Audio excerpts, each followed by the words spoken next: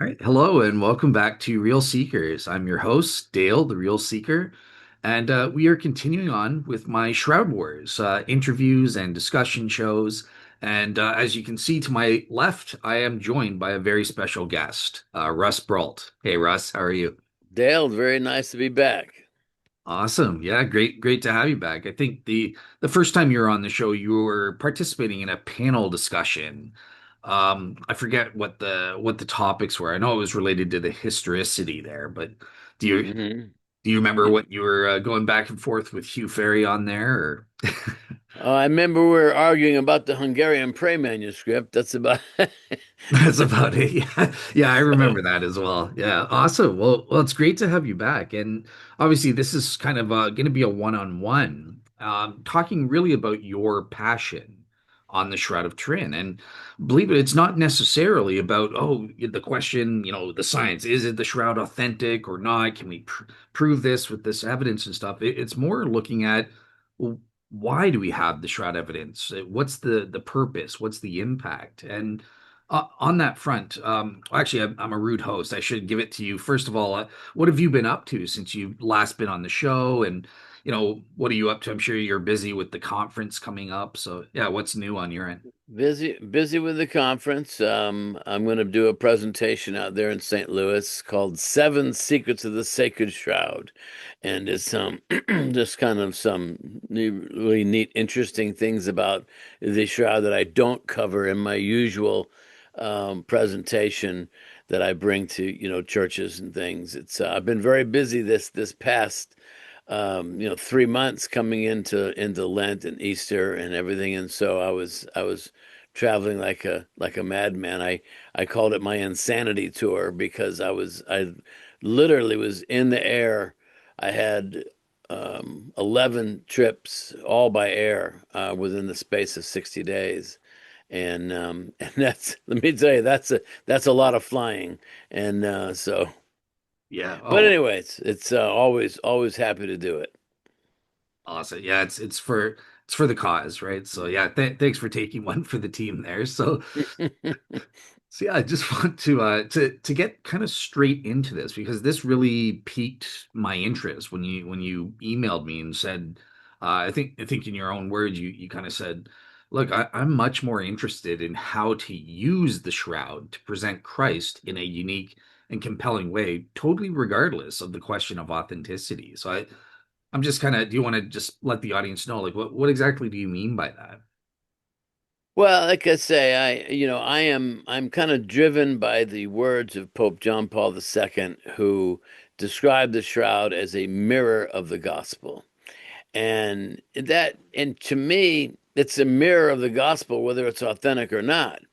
And so I really don't get into the fray. I have Shroud friends who are 100%. They're just absolutely certain the Shroud is authentic, and I'm not that dogmatic about it. It's I will freely say that sure I'm 90% there, but I'll give 10% to the notion that there's some alleged medieval artist out there who predated Leonardo by several hundred years. We don't know who he is. We don't know how he did it, and he never did anything else. I guess that's conceivable, yeah, but I mean, not real likely in my opinion. But so again, I don't really, I try to stay away from dogmatism as it relates to most everything. I think people should be allowed to make up their own minds. I'm not out here to try to prove to you that the shroud is authentic. No, I think I'll present. I can in a typical presentation that I do called Shroud Encounter, which I do all over the country. Sure, I'm gonna review the science and the probable history, and we'll go into could it be Jesus? And, because after all, I get the question all the time, well, how do you know it's Jesus? Well, because, well, if this is the image of a real human being who died from these wounds, then there's no mistaken identity because of the crown of thorns. Most importantly, it was the singular mockery for the man who claimed to be king of the Jews. But then you have this massive scourging all over the body. And why was Jesus scourged so badly? Well, because Pontius Pilate, the Roman governor of Judea, didn't think he was guilty of a crime worthy of capital punishment. He didn't want to kill him. And so the first thing he did was send him to King Herod. Herod sent him back. Then he tried to trade Barabbas, and that didn't work. And so finally he has him scourged to within an inch of his life, hoping that he wouldn't have to kill him, that maybe, but that's not what happened. So in spite of being brutally scourged, they still wanted him dead. And then, of course, lastly, in terms of the uniquenesses, is that his legs aren't broken because he was already dead when the soldiers came by, but instead they stabbed him in the side with a spear. So all these are very unique to the crucifixion of Jesus. So there really is no mistaken identity. Again, if we assume that the shroud is authentic, and it's or the shroud of an authentic crucifixion, and it's so. Anyways, so that's kind of been my approach all along. Is just because again, I am far more interested in the message of the shroud, and because I see it again as a mirror of the gospel. Of course, you have to ask yourself, what is the gospel? And it's clearly articulated in 1 Corinthians 15 verses 1 through 7, where Paul writes and says, "For what I have received, I pass on to you, that, my gospel," as he calls it, and which is that Jesus, that he suffered, that he died, that he was buried, and that he rose again from the dead, and that he was witnessed to by all these different witnesses, including 500 at one time, and then lastly, Paul himself, because as one, what's the word he uses, unusually born or something like that, because Untimely born, yeah. untimely born, because he didn't come he wasn't a believer until Jesus had already been resurrected. And it's so part of the gospel is the fact that this series of events of Jesus suffering, dying, being buried, being risen from the dead, and was witnessed to, is all part of what the gospel is. And it's the so you see, because I see the shroud as a witness. I mean, you think about it. I mean, look at the gospel narrative when in John, Mary goes to the tomb, sees that the stone is rolled aside from the entrance, goes to find the apostles, says, "Someone has taken our Lord's body out of the tomb, and I don't know where they put him." So she thinks the body's stolen. And so Peter and John run back down to the tomb. Peter goes, John gets there first. Peter finally gets there, goes straight inside the tomb, sees the linen cloth lying there. Then John goes in. He also notices the cloth lying there and believes. Believes what? Well, believe that he had risen. I mean, that was the rumor all through Jerusalem. It was a rumor that Jesus himself started, and that's why they had a band of Roman soldiers guarding the tomb to prevent anyone from stealing the body and claiming a resurrection. And so this something about, so it begs the question then of what did John see that, and Peter, but that Mary obviously didn't see.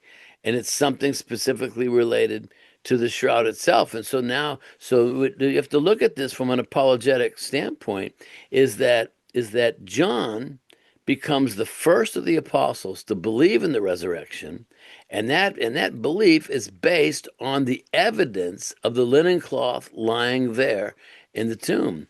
And so I see that the shroud itself is the first witness to the resurrection, and John becomes a believer based on the testimony of that first witness.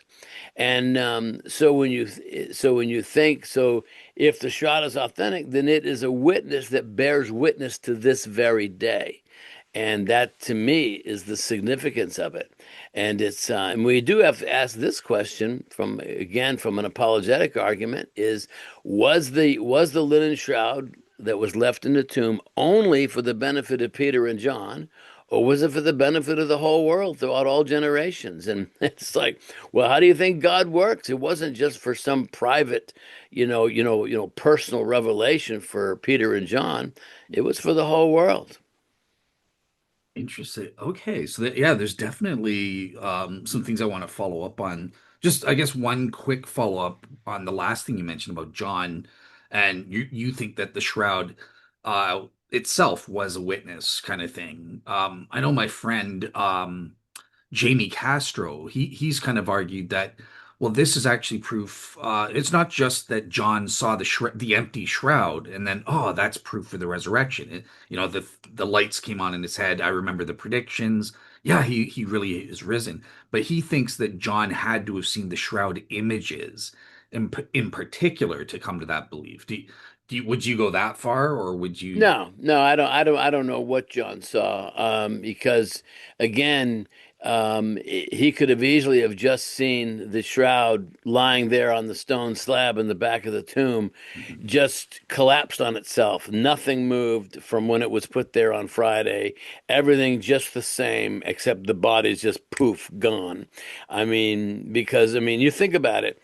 Had he had the body been stolen, as some alleged, then what would you have seen? You would have probably seen that cloth balled up and thrown into a corner. Or more likely than not, why would you unwrap a corpse? Would you just take the whole thing and run? And so when Peter and John got there, they would have seen nothing. And so I think there's an argument to say that the first thing they saw was probably just this empty shroud, and then later on, at some point, when they decided to open it up and say, "Oh my goodness, look at this," and it's so I don't necessarily believe that. Now, having said that, it is interesting that I know one of the great arguments against the shroud, uh, put out there originally by John Calvin, which was that, and a loose paraphrase is that you would think that something as significant as Jesus leaving his image on his burial shroud, that would warrant a mention in the Gospels somewhere, and it's not, and it's a reasonable objection, but at the same time, not when you realize when the Gospels were written, 20 to 30 years after the events in question, what was happening then? Massive persecution. They'd already killed James. They had arrested Peter, tried to kill him, and so you're not going to be out there, saying, "Oh, look, look, here's the shroud." No one's going to be doing that because they know it would set off a search and destroy mission to find it and destroy it. So the fact that the Gospels are silent on the shroud after Resurrection Day does not pose a big objection for me. I think it is curious, though, that once we get past Constantine, 313 and the Edict of Toleration, and one of the intriguing references is found in the early sixth century, and you probably know this. This is the Mozarabic rite of Holy Week, from liturgy that was translated based on John chapter 20, verses 5 and 6. And they translate the same verse of scripture saying, that Peter and John ran to the tomb and saw the recent imprints of the dead and risen man on the linens. Well, my goodness, that's 1,500 years ago. So does it go all the way back to first century? I don't know, but it does suggest that maybe they did see images in the tomb, and just couldn't write about it, but passed down through some kind of oral tradition.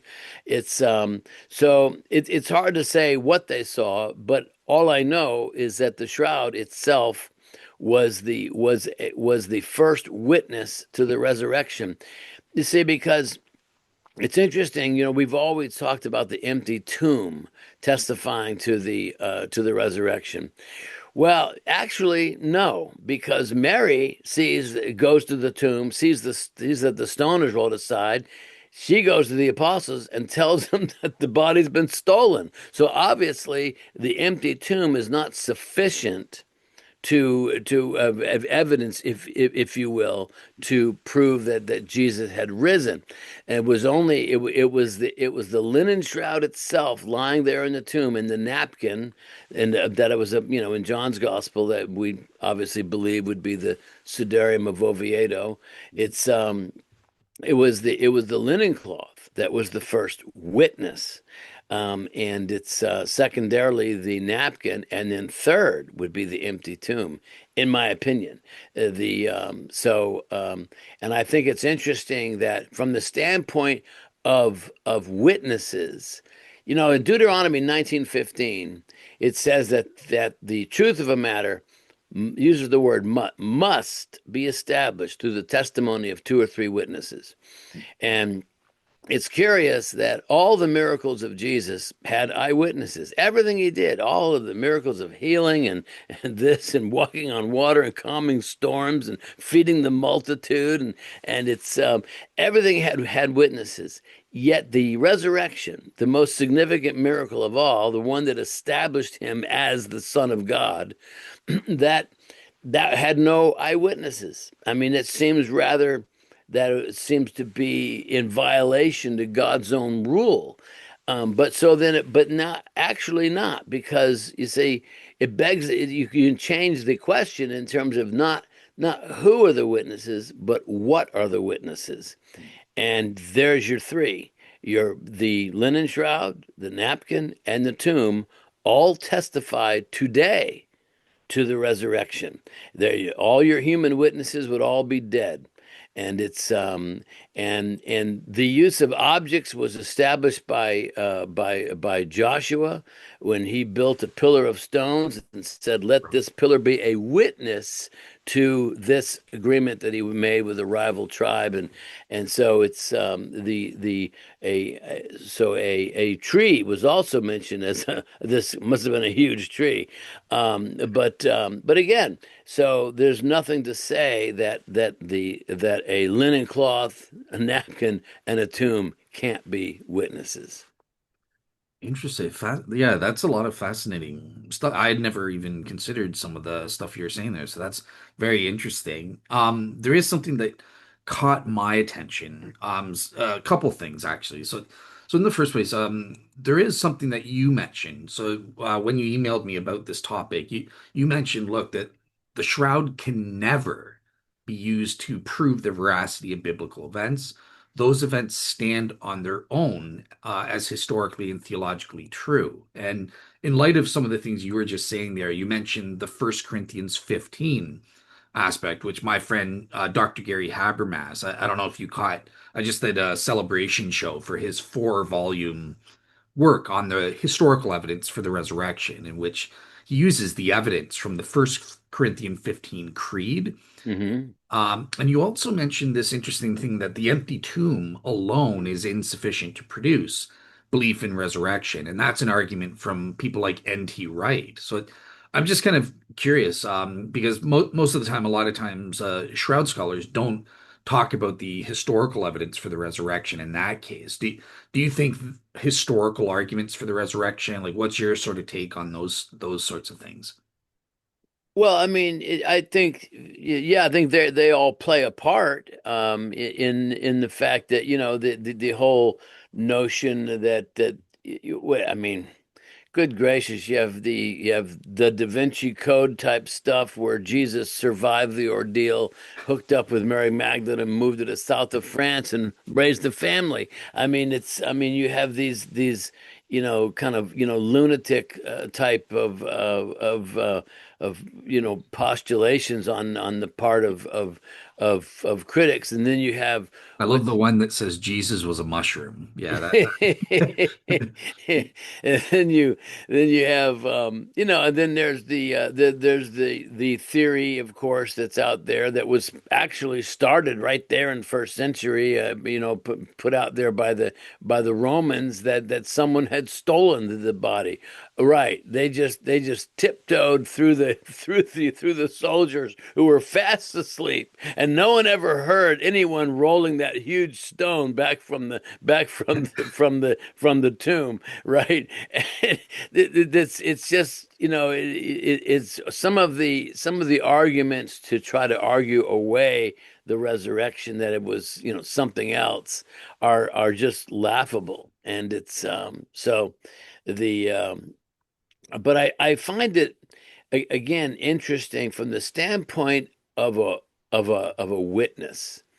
And see, because Jesus showed himself in Acts chapter 1, verse 3, it says, after his suffering, he showed himself to be alive through many convincing proofs.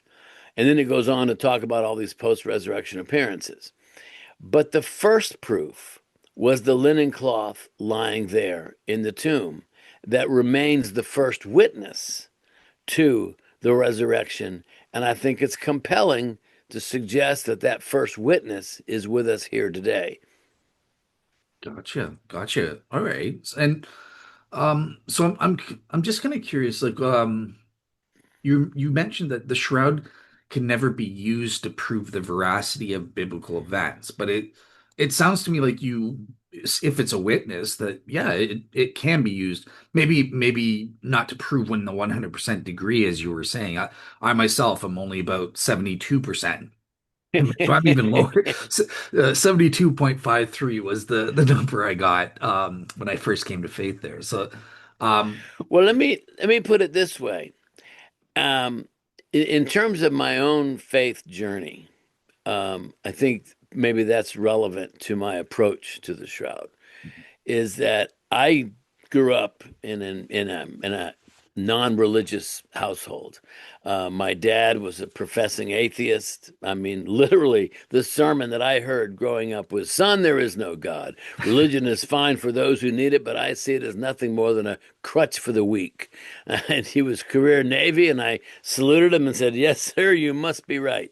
And and then went to college and took my 2 semesters of comparative world religion and philosophy, and of course, studied, in biology, studied, Darwinian evolution. And because, as far as I'm concerned, there's only 3 religious questions, right? How do we get here? Why are we here? And where are we going? And it's so, you have to answer the question of origins. Are we created in the image and likeness of God? Are we nothing more than just an enormous collection of billion perfectly timed accidents of chance? And of course, that I kind of bought into that, for a while. But obviously, God had other plans, and so I literally came to faith by stealing a hotel Bible on my honeymoon. oh man. So eh, there's not many people that would spend half their honeymoon reading the New Testament, but that I did, and it's because I didn't know anything about Jesus. Every time I'd open up a Bible prior to that was in because what happened is that it was in Alexandria, Virginia, and we were cheaping. We had no money, and we're staying at a Night's Inn, which is a cheap version of Days Inn, and it's and there on the nightstand, not in it, but on it, was a paperback New Testament, and it was of the Living Translation, and it was a fairly new translation at the time, very readable English. And there was a little envelope there to give a $2 donation to the Virginia Bible Society, and which is the oldest Bible society in the country, established by Thomas Jefferson. I did not leave my $2 donation, so I stole my first Bible, and I'm sure they're not overly concerned about that. But that's really how I came to faith, was through reading the New Testament. And I remember I also had a friend of mine in high school who, he was a year ahead of me. So when I was a senior, he was a freshman in college, and he got he got involved with a campus ministry called Campus Crusade for Christ. Got hugely born again and came back and started trying to witness to me and stuff. And I he would hand me all these tracts all the time. And but I didn't really give him a lot of attention. I would say I would say to him. I said, every time I got with him, all he wanted to talk about was Jesus, Jesus, Jesus. And I said, Mike, what has gotten into you? And he said, Jesus. I should have seen that one coming. And so, at any rate, I didn't really, I wasn't really interested in his religion at the time, but 5 years later, after reading the New Testament, I was very interested in what happened to him, and so I came to faith through my own conversion experience, and that was very profound. And then it was only after that that I learned, about a year and a half later, that there was a team of scientists going to go to Turin, Italy, to study a religious artifact, and that purported to be the burial shroud of Jesus. And so I was excited about it, not because I needed any support for my faith. No, I didn't need any external support to or evidence, if you will, to support my faith. No, I just came through a massive born again experience. When that happens to you, you don't need anything external to prove what happened to you.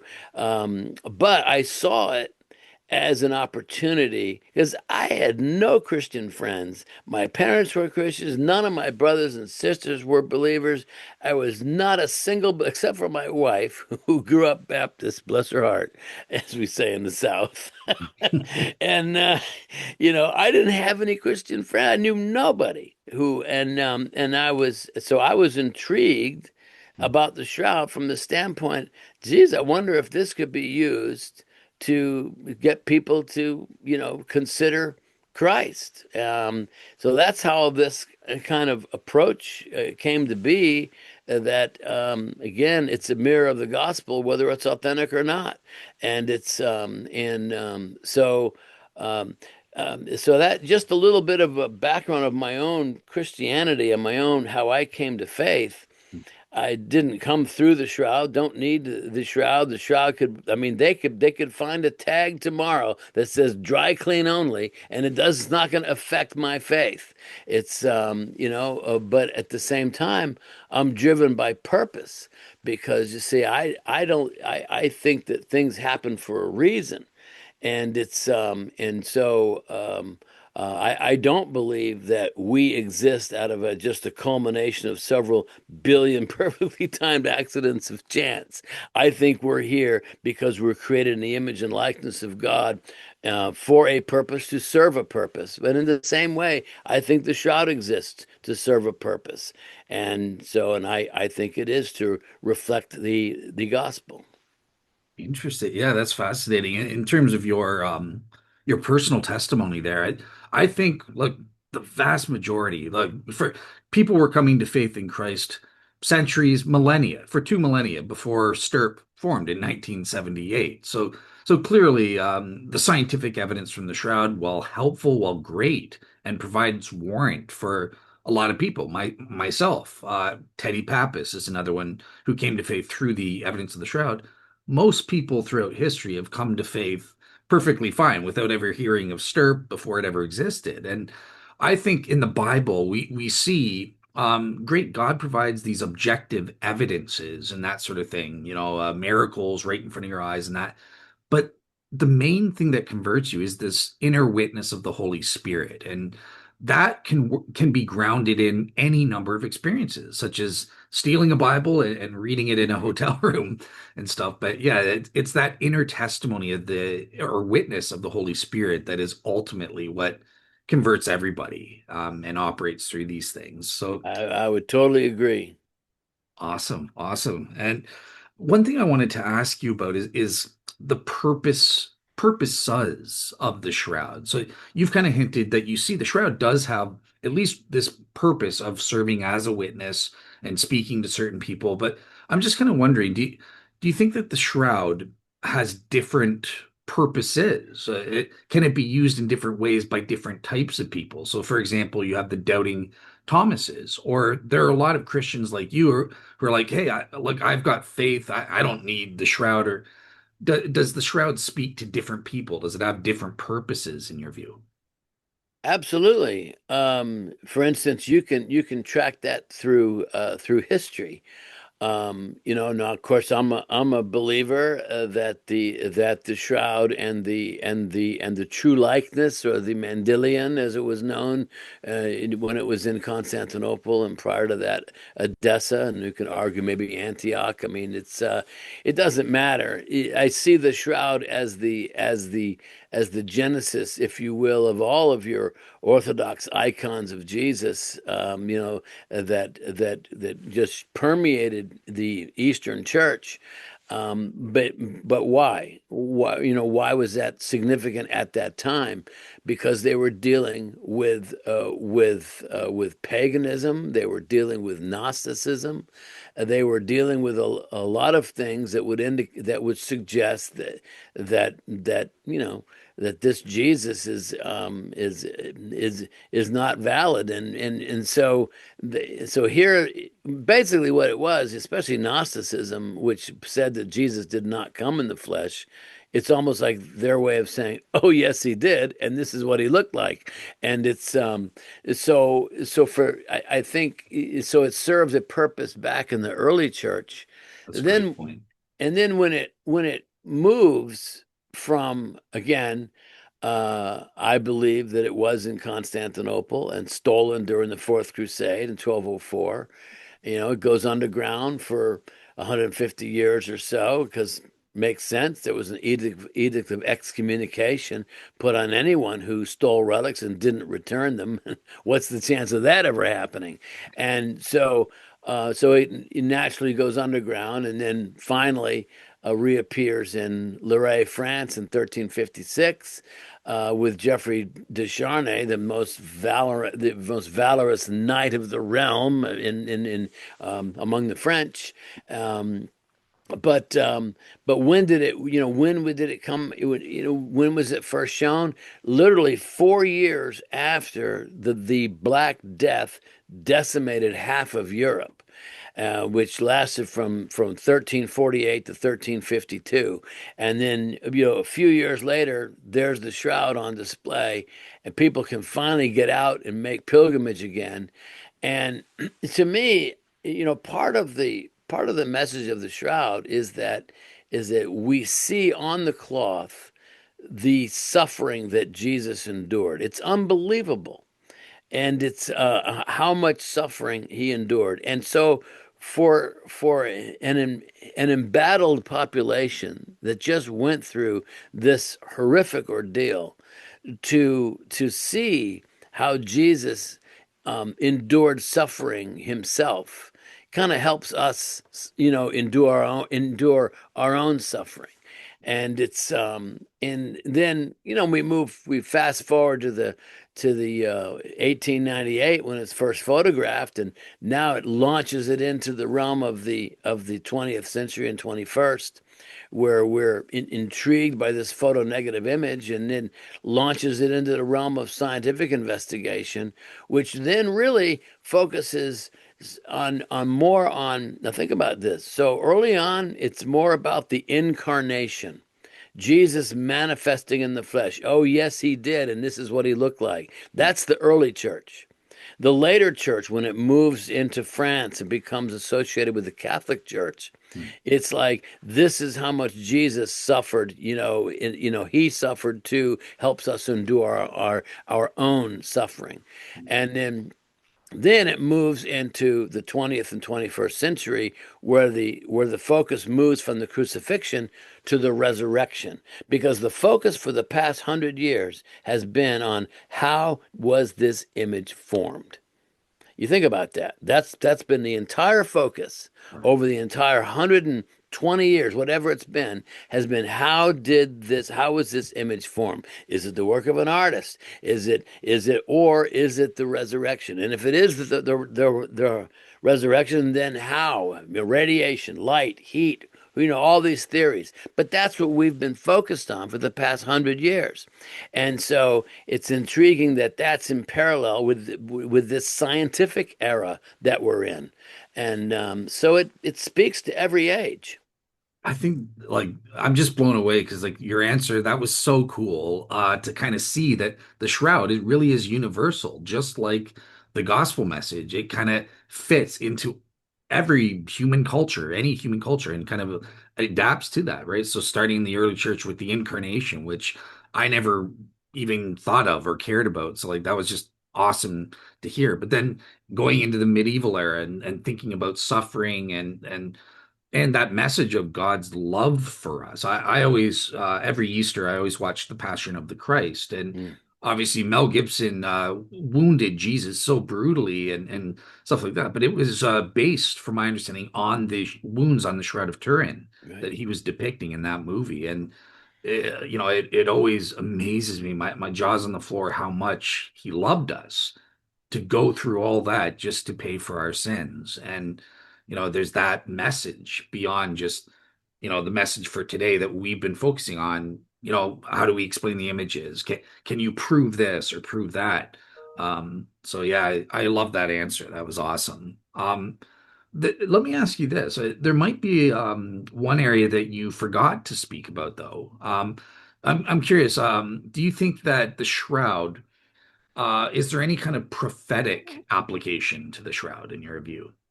Oh, absolutely. I think the message of the shroud is past, present, and future. It speaks to the past because it takes us back to a historical event, and in that event, of course, is the literal physical resurrection of Jesus Christ from the dead.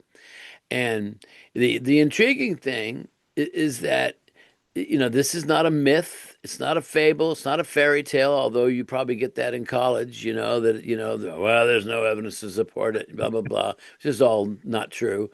It's the but again, it takes us back, first of all, past.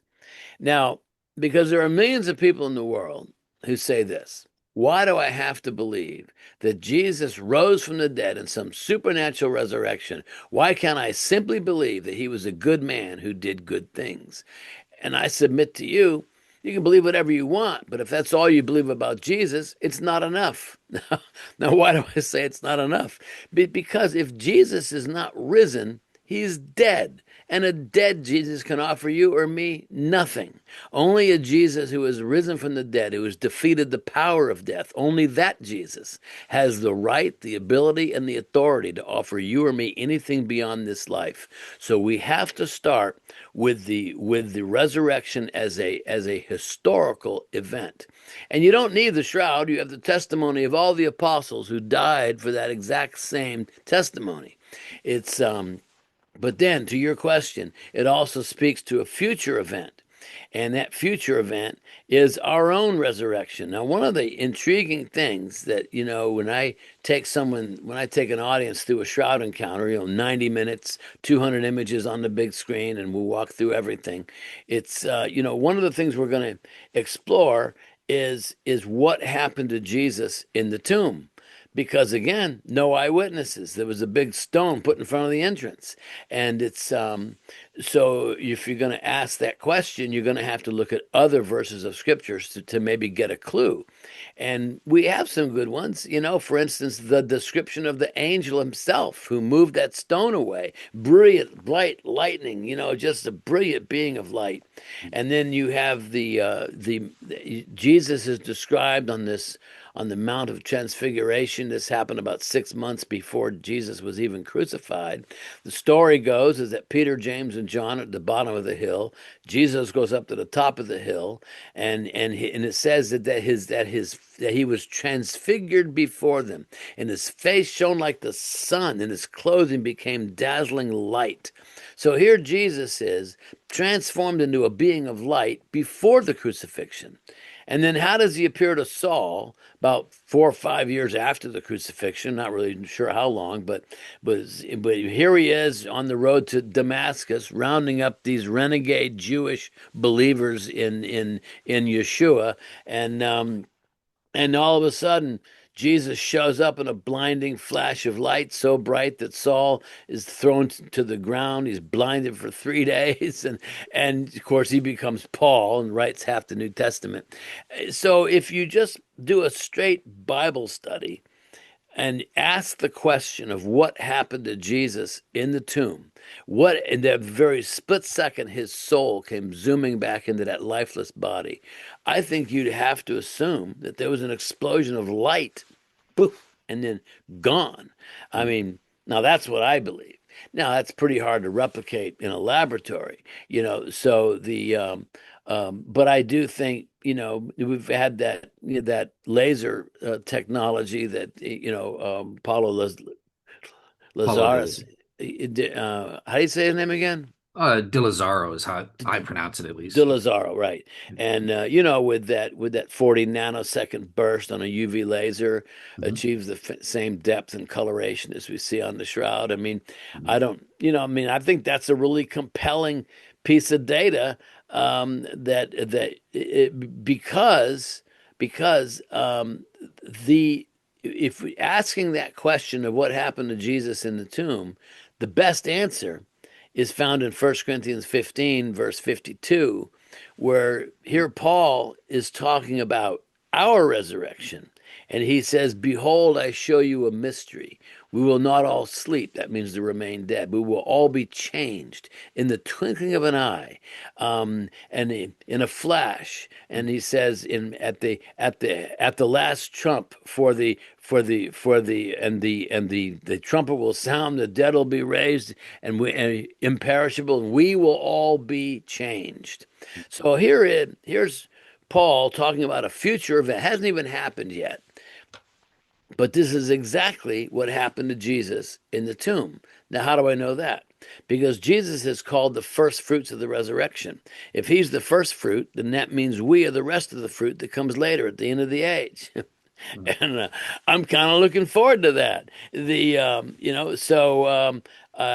so I think so from that standpoint, I think the shroud itself is, in my opinion, is like a snapshot of that view. Of course, it's a snapshot of what happened to Jesus, but if we understand that what happened to Jesus is going to happen to the individual believer at some point, because these bodies that we have right now, they're not getting into an eternal kingdom. They're going to have to be transformed, and it's and so I think from that standpoint, the shroud is prophetic. It points to a future event that says to believers everywhere, hang on to your faith. And now we know that the world can get real cynical. Mhm. Oh, come on. You can't really believe that. You honestly believe that some point in the future you're going to be transformed into a being of light and shoot up into the clouds? And I'm saying, yeah, I do, because I know that with God all things are possible, and I have the shroud as a testimony that is telling me to hang on to my faith, in spite of what the world says. And then, but then, so from that standpoint, I think it has a very strong prophetic message. Well said. Yeah, and I definitely know the type. The well-known atheist YouTubers currently going after me and Gary Habermas, Apologia, and you can just see the all the atheists in his comments that I've been engaging with are, that same objection. Are you telling me you believe in a resurrection? How ridiculous! We know that no such things happen, and that kind of typical. Arrogant, I guess, for lack of a better word, presuppositions of the naturalists. But Yeah, I okay. think that's why the shroud exists, for not just for the I see it as a witness to the proverbial doubting Thomas. Hmm. But I also see it as a strength to the church to say, hang on, don't lose your faith, because the world the world will tear you down. The world will just badger you with all kinds of skepticism and ridicule and mockery. And what's gonna help you stand strong through that kind of assault? And you better have a strong witness within, or, and for those who don't, maybe the shroud exists as a help. Um, so yeah, I would like to, finish out that trilogy of past, present, and future. Because it's past, we've talked about that. It speaks to a historical event. Its future speaks to a future event, and it's our own resurrection. But the but it also in the now, in the present, it speaks to the price that was paid. Mm. And on the shroud, we see the enormous price that was paid, and which is really an important understanding, is because there are four words that are. This is how I close out every shroud encounter. There are four words that are commonly used to describe what the shroud is. It's called a relic. It's called an artifact. It's called a mystery. It's called a symbol. And those words are fine, but they really don't tell you very much. So I got to thinking, there has to be another concept. And so I searched the scriptures for all the words that describe what Jesus accomplished for us on the cross. And there are four of them. We, as believers, have been bought, Mm. purchased, redeemed, ransomed. What are those words? Those are all words of transaction. A transaction has occurred, a payment has been made on our behalf. Mm. So I got to thinking, when you go to a store and you purchase anything, you're making a transaction. When you give the money to the cashier, what does he or she give you in return? A receipt. And what is a receipt? Oh, It's a wow. record of the transaction. What's on the receipt? The price you paid. So when Peter and John ran to the tomb and saw the linen cloth lying there, what did they see? They saw the record of the transaction. They saw the proof of purchase. And when they opened it up, what did they see? They saw the evidence of the crown of thorns, scourging all over the body, wound in the side, nails in the wrist, nails in the feet. So, in other words, not only is the shroud a receipt, in my opinion, it's an itemized receipt documenting everything that was paid to purchase our salvation. So, what does it mean? It means that we have been purchased. We belong to Christ. We have a receipt stamped in blood that says paid in full.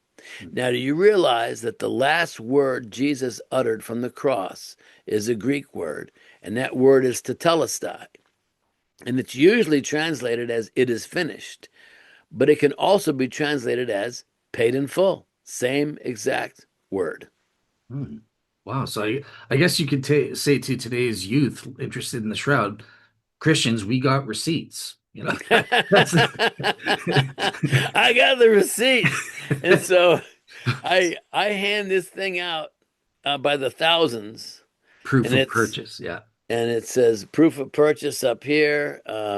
And on the back, there's a photo negative image, has your four words: bought, purchased, redeemed, ransomed. And Nice. you open it up on the inside, and everything I just told you is right there on the inside. And so I hand these, like I say, I hand these out by the thousands. And so because I think that's what the shroud is. I mean, again, once again, coming back to my premise that it exists for a purpose, to serve a purpose. And it's you've probably seen this picture. I have it here somewhere of the doubting till we take Caravaggio's Mm. Yeah. Doubting Thomas and we bring it into the modern age with the shroud. Nice. You I seen this love that. before? I haven't seen that before. No. So I love. Uh, yeah, no, it's just really great. And it's and and I look at this, Did you make that image or no, it's no, oh, actually, Kim Dreisbach, he passed away many years ago. He oh, he he made this, and it's okay. Nice. so. But now, do I actually believe that Thomas actually put his finger into the side of Jesus? Can you imagine? It's just no, that didn't happen. I mean, it was nice. He invited Thomas, use his own words, Thomas, thrust your hand into my side, place your fingers into my nail wounds, and be not faithless, but believe.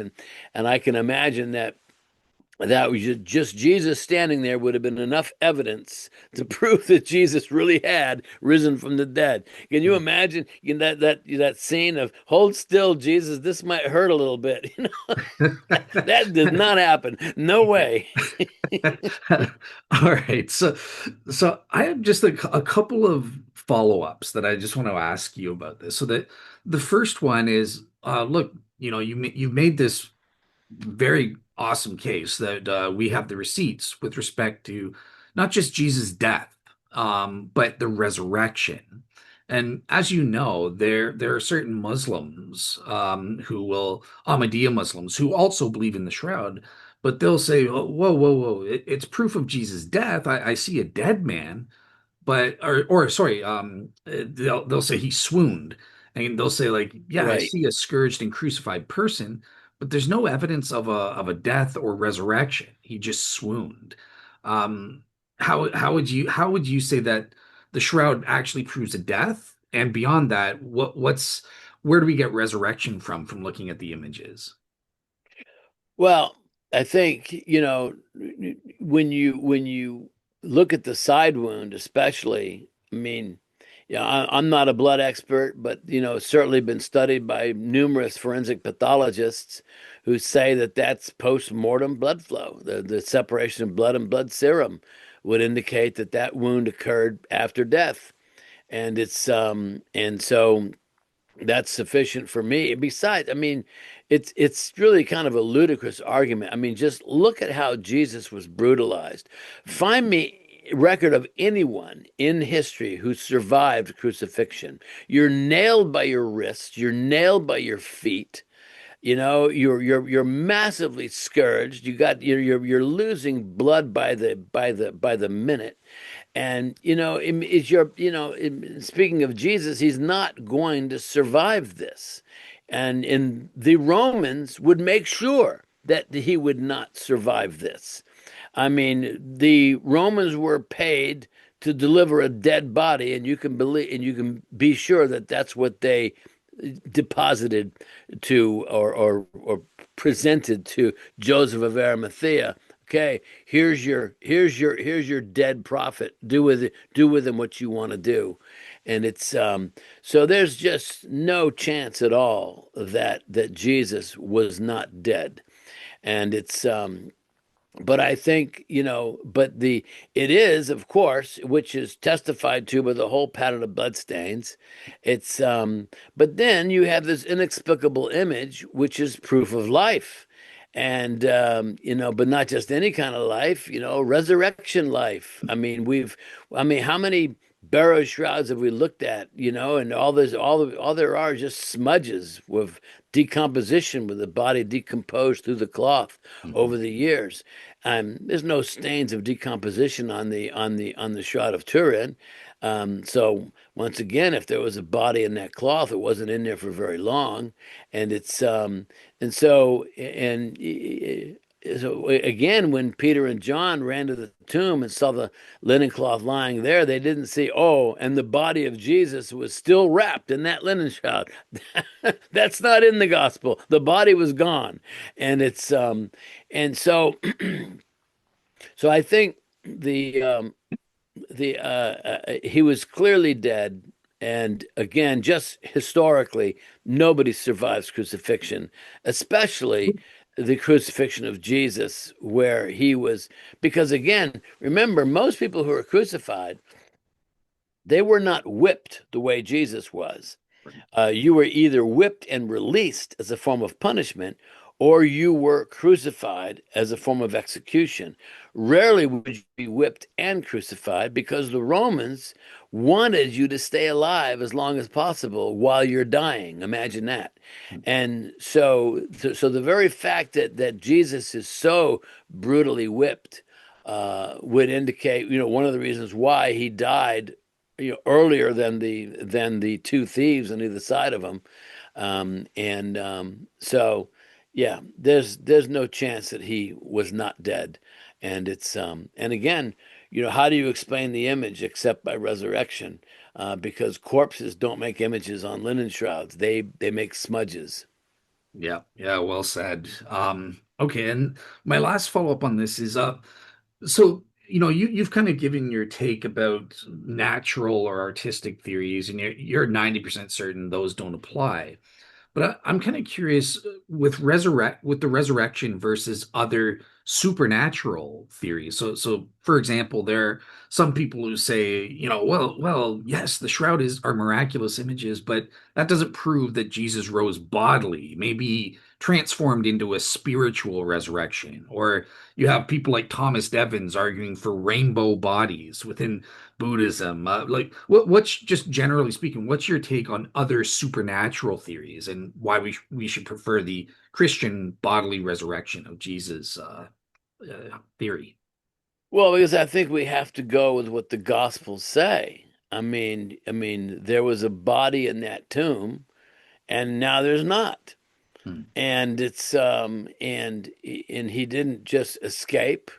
He something happened to that body. Now in this rainbow body, I mean, I don't know too much about it, but I guess there's a point of some total enlightenment where the body it disappears, but it's but the thing is that if Jesus was going to disappear, he would have done it long before he was crucified. And so I think, why would you possibly go through the ordeal of crucifixion? That's what happened in the Garden of Gethsemane, right? I mean, he's in there three times praying, Father, if it be thy will, let this cup pass from me.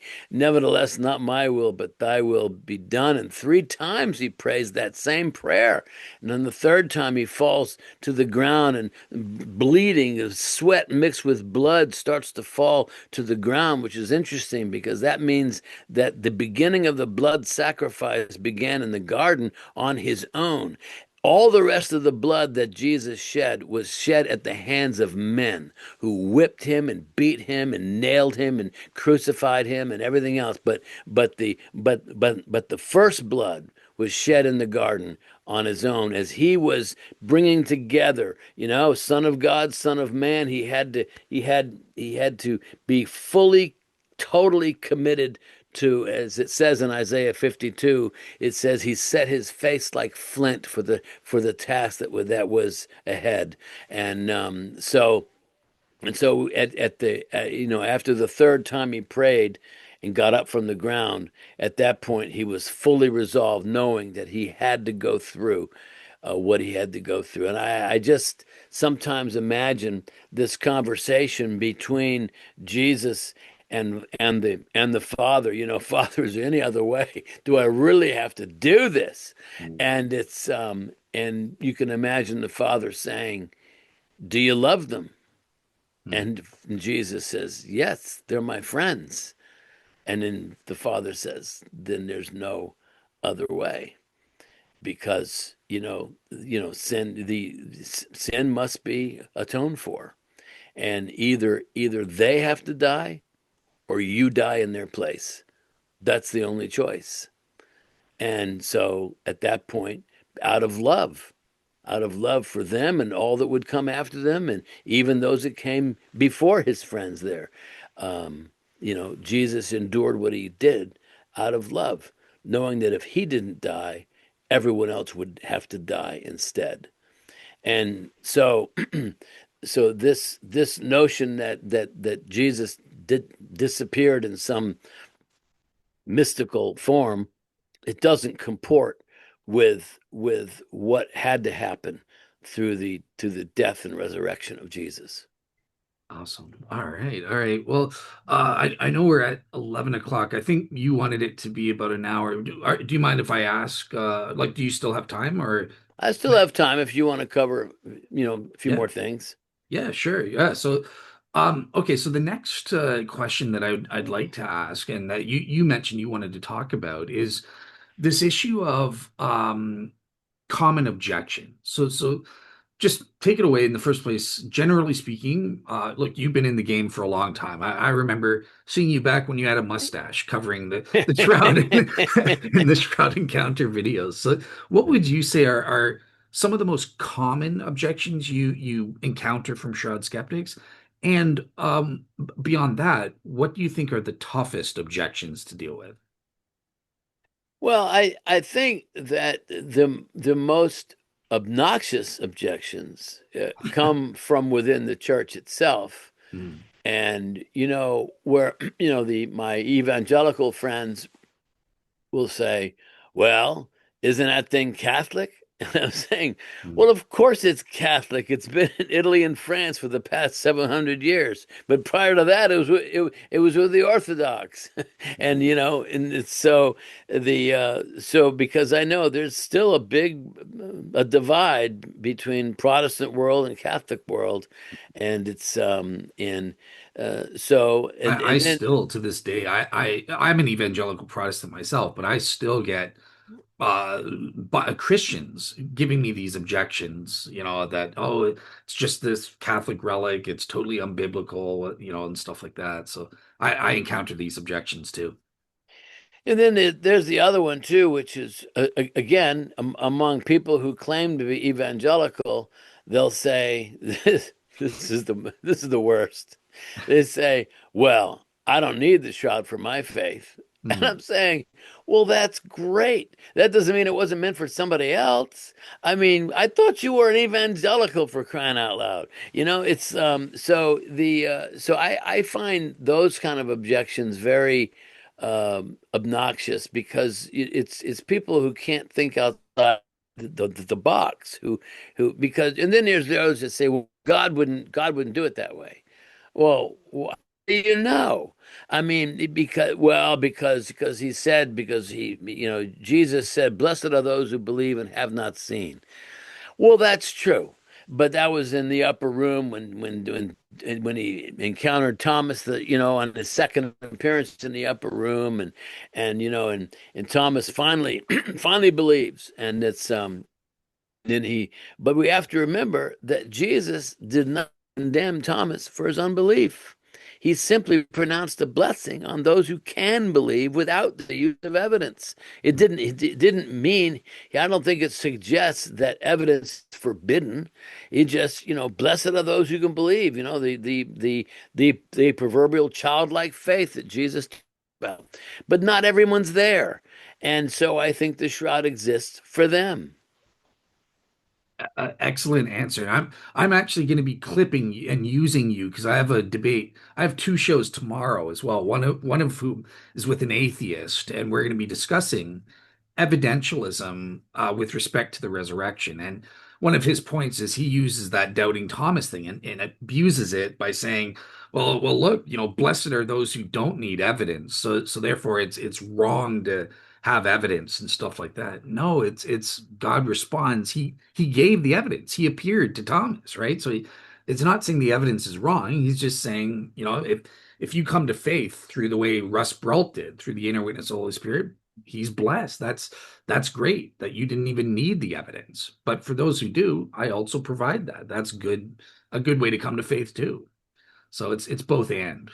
Yeah, because I mean, the way I came to faith was is important, at least to my story, in the fact that I didn't come out of some Catholic tradition, learning about the shroud all my life, and and just no, I didn't know anything about it, and the fact that and so I think that is significant. It's important to me in terms of how I view the shroud and how I use it. It's interesting. They just discovered, I guess maybe earlier this year, last year, in Israel. You've probably seen this circulating in the news lately. This mosaic in a floor of of an early church in Jerusalem, and it was discovered in the Megiddo prison, and they had these prisoners that were excavating this floor only to find out that it was from a church from about 230 AD, which is that's 100 years before Constantine, and there was an inscription on the floor that says to uh, to God, comma Jesus Christ. Yeah. So it was an affirmation of the deity of Christ 100 years prior to the Council of Nicaea, which, because your naysayers were said, well, the deity of Christ really wasn't formulated in the church until much later. Well, that's nonsense because here's an affirmation from from 230. But what's interesting when you look at the picture of that mosaic, they have in the center a like a platter with two fish, Hmm. and the notion is that then and even now, believers are called to be fishers of men. And in you know, in I see. I've used this before. I use the shroud as a net. Yeah. the because I just think I just people need to wake up and realize what happened. Why because there's so many people in the world who think that this Jesus who died on a cross 2,000 years ago, how is he relevant to my life today? Hmm. And so they dismiss Jesus. Of course, if they go to college, they'll see all kinds of theories as to, he's no different than Buddha or Lao Tzu or any other religious leader. They try to, minimize the significance. Well, I don't know. I think God coming in the flesh is kind of a big deal. And it's and I think I think people should, I think that the shroud has a way of getting people to pay attention. Something significant happened, and that 2,000 years ago that affects your life today. Maybe people should learn about that. Absolutely. Yeah. One thing that, in terms of archaeological proof, believe it or not, we have archaeological proof dating to 90 AD for the deity of Christ, and it doesn't come from Christians. It comes from a pagan attacking a Christian. So it basically is got Jesus, a human body on a cross, and with the head of a donkey, and it says this Christian gives his name worshiping his God. So that's proof from a pagan that Wow. people were worshiping Jesus as God. So yeah, I think that's great. All right, well, there is one thing. So those are some of the common objections and obnoxious objections that we're kind of privy to all the time as pro-shroud guys. I am curious though, what was maybe the toughest? Because I know for Barry Schwartz, for example, he didn't convert until 17 years. He was still a skeptic because of, for him, it was the redness of the blood. And then when he found out Al Adler's answer, that solved it for him. What for you is the toughest objection to deal with on the shroud? um I mean, I don't really find them to be tough. I always come back to for the skeptic.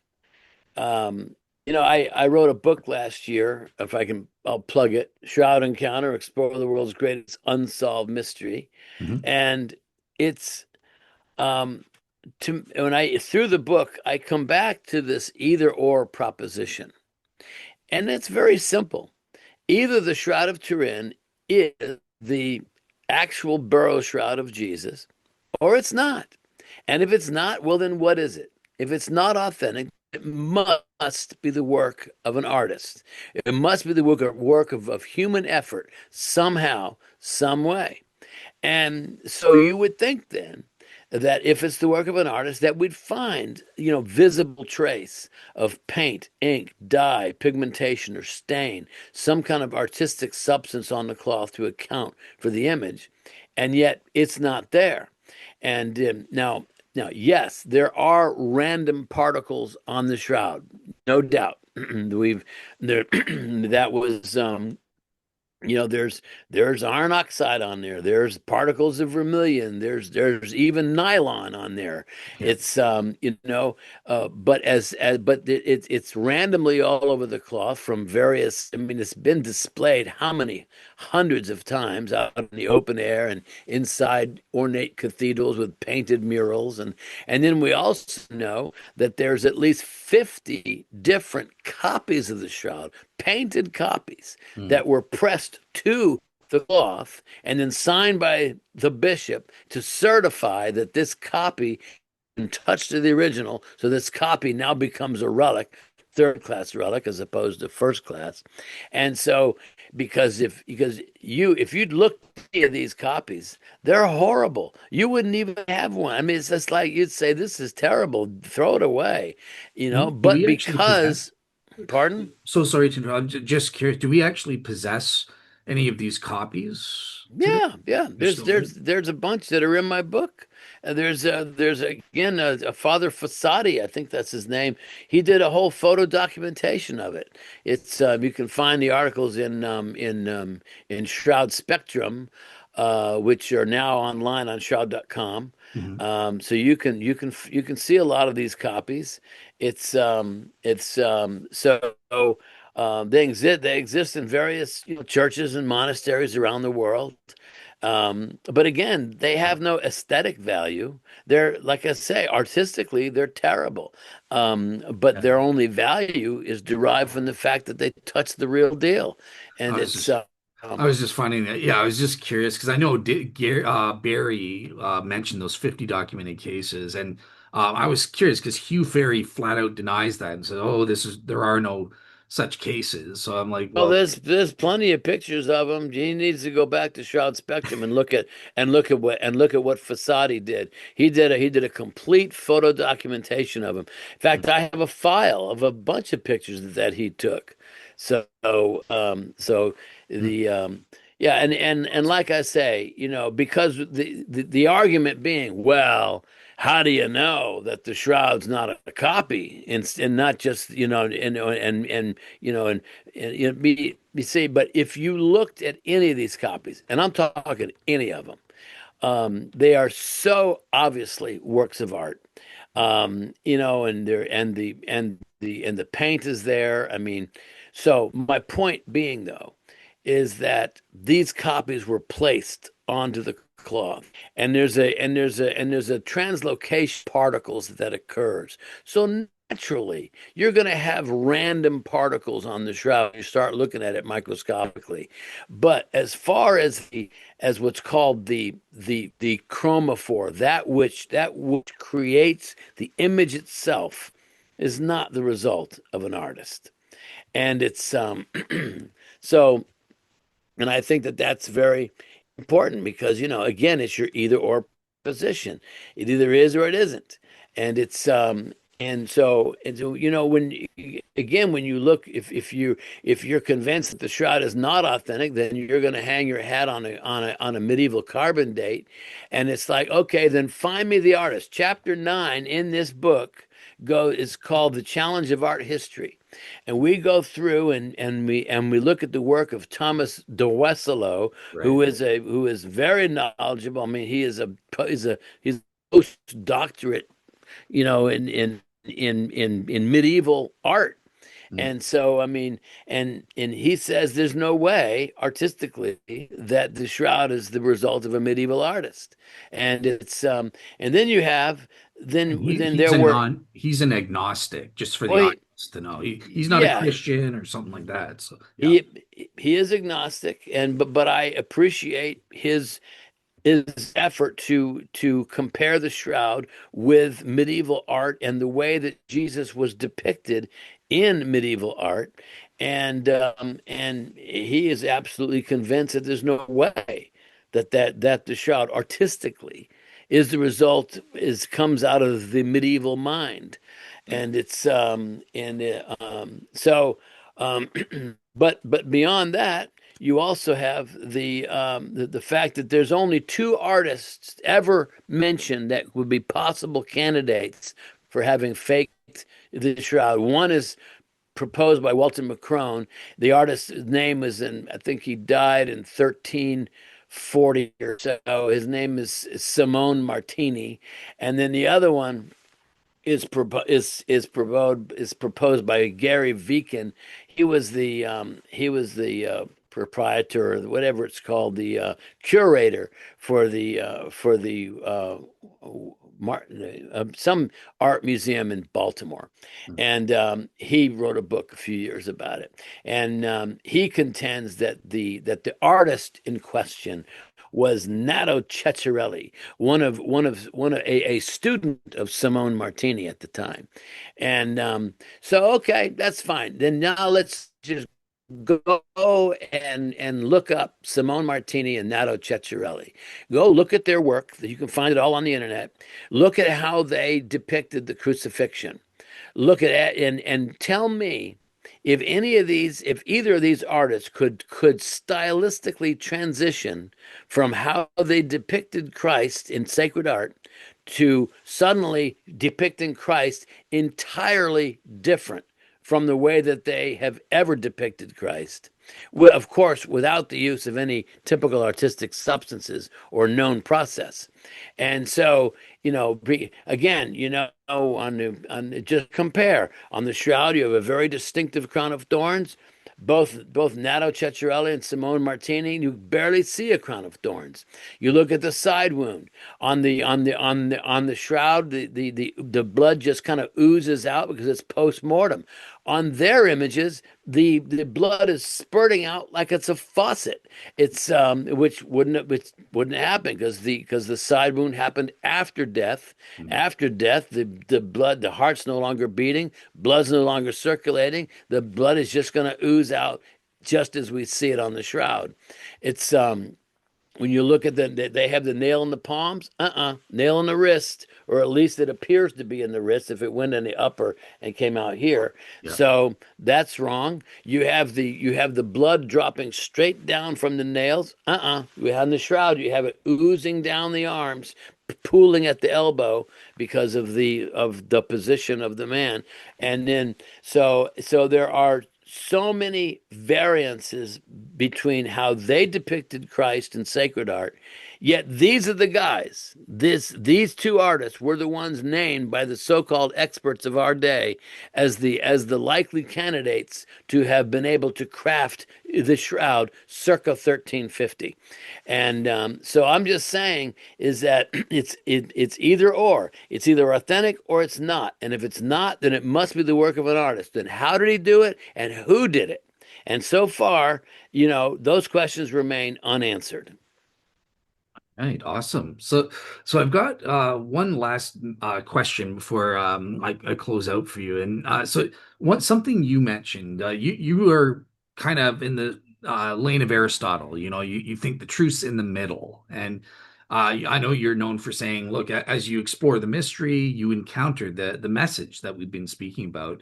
So I'm just kind of curious, what's your take on the skeptic Dan Porter? Because he on his blog he kind of said, well, no, theologically you don't explore the mystery in itself just needs to be untouched, and that is what glorifies God. We shouldn't be engaging in these experiments to try and figure out or explore the mystery. Paulo de Lazaro, he's totally out to lunch. We need to just keep it a mystery in a black box. Otherwise, you're kind of diminishing God and his miracle. What's your take on an objection like that? I wouldn't agree with Dan. I know Dan. I've met with him many, many times. In his Pro-Shroud days, I haven't met with him lately. Now that he's switched over to the dark side, the but I will say that I don't agree with his position at all. The scripture says it is the glory of God to conceal a matter. It is the glory of kings to search it out. God wants us to search out the mysteries. He wants us to search, and it's in the searching that we find and we discover. And it's and so I think these mysteries are here for us to explore and to I mean, there are mysteries, of course, that we'll never come to an understanding of. I mean, how is, how is the Word of God made flesh? I mean, in the incarnation. I mean, it's, but but I don't agree with Dan at all. These mysteries are here precisely for us to explore, and that's what I've been doing for a long time, and will continue to do it. So that would be my answer to Dan. Awesome. Awesome. Yeah, well, thank you so much. I think that kind of covers all the topics that you mentioned to me and stuff. But before we go, I will let you kind of close out and if there's anything I forgot to ask you about, you can mention that, and as well provide any and all plugs that you want to give. Well, I just say that one of the things that I do, as someone who believes that the shroud is not only is it a mirror of the gospel, I think it's a gospel unto its own. I think it is a gospel written on linen. And when you think about it from this perspective, that as this inexplicable image, it speaks every language, has no need to be translated, and it speaks to every level, meaning that a 5-year-old can look at it and say, "Look, mommy, look, daddy, there's Jesus." A teenager can get interested in the science and say, "Man, look, this is really cool." But then the academic, the intellectual, the theologian can take it as deep as far as they want to go. It speaks to every level, speaks every language, and I think that's significant. The If anyone wants to go to my website, shroudencounter.com, you'll find some resources on there that I've created over the years, to help people, spread the faith, using the shroud. First of all is the receipt, which I hand out at the end of every presentation. I think you'll like that. Here's a simple card. It's just a card with two verses of scripture on it. I'll just show you this. I think this is really intriguing. I gotta put my glasses on. I can't say anything without my glasses. No problem. So on the front, you have the image of the photo negative of Jesus with that classic verse of "Who do you say that I am?" Mm. And then on the flip side, it has two verses of scripture, and the first one is from Numbers, which is the famous blessing of Aaron. He says, "The Lord bless you and keep you. The Lord make his face shine on you and be gracious to you. The Lord turn his face towards you and give you peace." Isn't it interesting? In this little tiny blessing, it mentions the face of God twice, two times. And nowhere in the Old Testament did anyone ever see the face of God, not even Moses. And yet, fast forward to the New Testament, everybody sees Jesus manifested in the flesh. And it says, from the first chapter of John, it says, and we beheld his glory, the glory of the only begotten of the Father, full of grace and truth. And so that the next verse I have on here is only two verses. It says, this is from 2 Corinthians 4:6. The knowledge of God's glory is displayed in the face of Christ. So I just think that it's curious that the face of God is mentioned two times in that famous blessing. No one ever saw the face of God in the Old Testament.